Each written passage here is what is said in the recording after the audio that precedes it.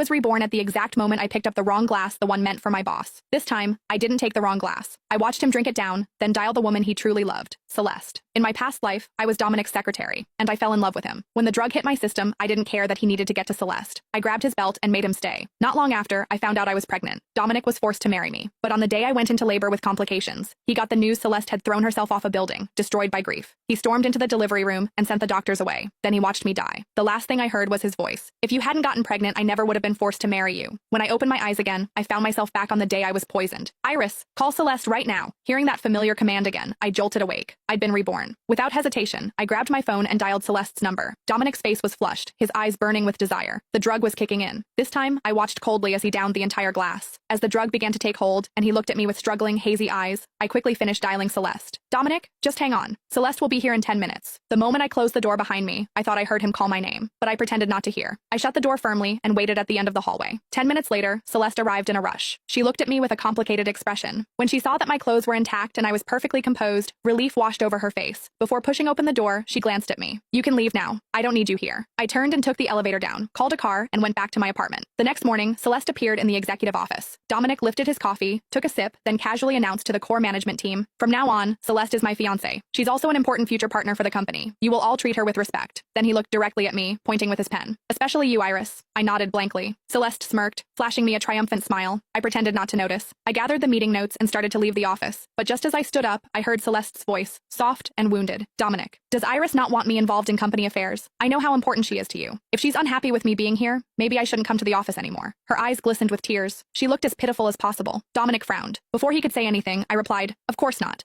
But if you're not satisfied with me, I'll make sure to stay out of your sight from now on." Without waiting for Dominic's reaction, I walked straight back to my office. Half an hour later, my office door swung open, and there he was, Dominic, staring at me with dark, stormy eyes. Instinctively, I wanted to close the door. I didn't want to deal with him, but Dominic blocked it with his arm, frowning as he looked at me. "Are you avoiding me? Why?" He leaned in closer, studying my face. "Are you upset? Because of Celeste?" I quickly shook my head. "No, I'm happy for you. You and Celeste finally get to be together." His eyes flickered with something unreadable. He seemed dissatisfied with my answer. "Is that the truth? Or are you just being passive-aggressive?" Then he scoffed. "Iris, don't tell me you still haven't gotten over me. 3 years ago at the company party, you kissed me when you were drunk. You think I didn't notice? The smartest thing you ever did was never confess. Because if you had, I would have laughed in your face. Laughed at how pathetic and delusional you are." He chuckled to himself, then walked over to my desk and yanked open the bottom drawer. He grabbed a thick stack of printed journal pages and scattered them across the floor, stepping on them. He leaned down close to my ear, his voice low. "I came here to tell you something. Yesterday, when I drank that wine, I saw the look in your eyes. You wanted to be the one to help me, didn't you? Thank God you didn't. Because if you had, I would have been disgusted for the rest of my life. You're not worth it." My heart clenched painfully. Even though I decided not to love him in this life, hearing those cruel words still hurt. After warning me to stay away from him and not make Celeste